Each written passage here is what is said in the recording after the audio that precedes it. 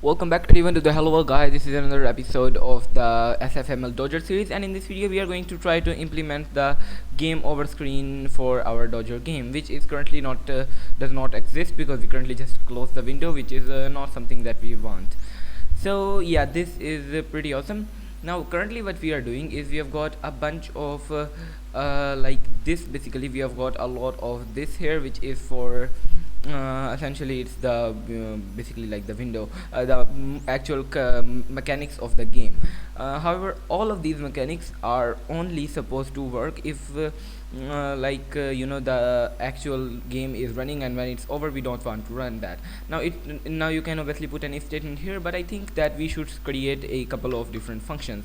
So I'm going to create a void here called game loop, which is going to represent our main game loop, and I'm going to put this here.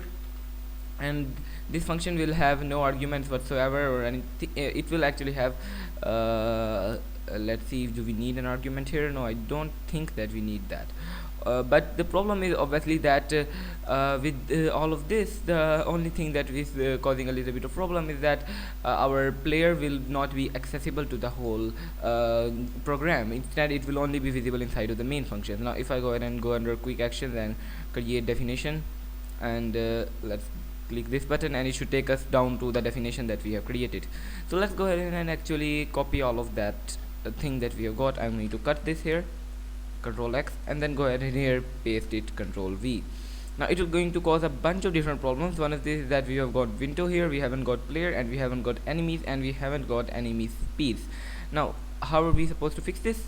Well, it's pretty simple. You can just take all of these things that we have got already, and you can essentially like copy this. So I'm going to copy all of this, and we are going to paste this outside like that. And then we are also going to take this, cut that, and paste it here like that actually. Okay, yeah, like that. So just paste it here. Now what does that do?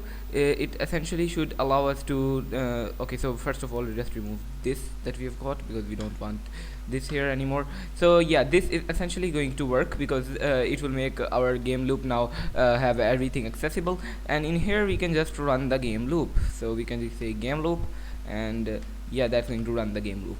So now let's go ahead and start the game again, and now we are going to check if that whether our program is still working like it was doing before, because currently nothing should have actually changed.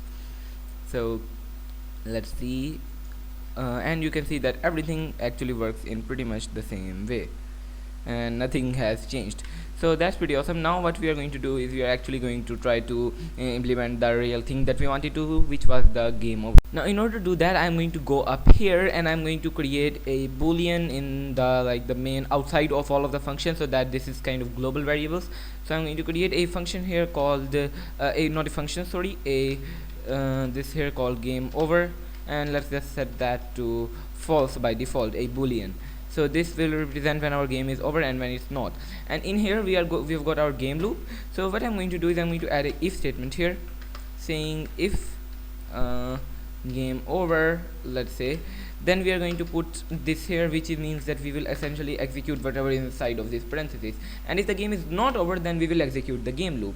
And what we do is that instead of closing the window here, we just set game over is equal to true in here, true. Now this will essentially have a good effect on our program, because it should essentially freeze the game as soon as the the player is touches a enemy. And yeah, you can see that the game is now frozen, and I am pressing my buttons, but I cannot move the player.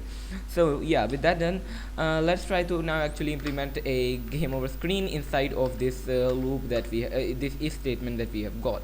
In order to do that, we are going to create a fsf colon rectangle shape in here. So even though we have got our drawing now, in as far as the drawing is concerned, we have got it here.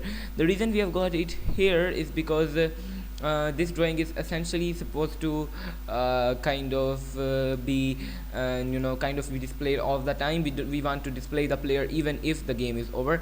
But the problem with this is that if I go ahead and create like draw something here, then it will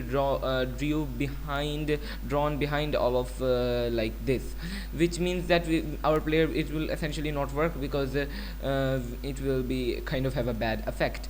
Now what we want to do is we want this game over stuff to actually occur and draw all the stuff after this here.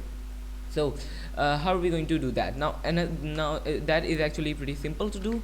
What you can do is you can go ahead and add a if statement here, just an if statement which is saying not game over, not game over. And if and after before displaying the window, we have got obviously draw here working, but before displaying the window we are going to check if our game over is true, and then we are going to execute the stuff here. So first of all, I want to create a rectangle shape. Let's actually not do that, let's do everything directly. So go ahead and say actually we will have to alright, so we will have to create a sf colon rectangle shape what am I doing, rectangle shape, and we are going to call it as we did in the player thing. It was pretty simple. We are going to call it background, or just BG for short. And then we are going to go ahead and do this, and we are going to basically use a sf colon vector 2, sf colon vector 2f and vector 2f. And in as far as the values of this vector are concerned, then you can see our window is essentially 800 by 600, and since this is the background, we want it to be kind of the same value, 800 by 600. Now this is going to obviously work. So in here we are going to draw the actual background, but currently the color of the background is unknown. Window dot draw and what we are going to do is we are going to set the color to be black, but it will not be like fully like, it will be a little bit transparent. So we are going to go ahead and say bg dot set fill color, and for this we are going to give it an sf colon color like that. And for the color we can kind of go ahead and say we want to have black, so 0 0 0. But if we just say like 0 0 0 and start the program, what you should see is that when we are out, the screen is kind of immediately covered in complete black, which is obviously not that awesome, but let's see. And yeah, you can see that happens. But if I go ahead and add another value here, which I set to be something like 100, which is the alpha value, which means the transparency, then what happens is that now it actually looks like darker. So let's see. Yeah, that is the effect that I am going for. And obviously if you think it's too low, you can maybe increase it to 130. Now that is all good. So after we've got that done, now we need to kind of display some text on the screen, but that is something that we are going to do in the next video, so stay tuned for that. I will see you in the next one. Make sure to like and subscribe as well, and bye.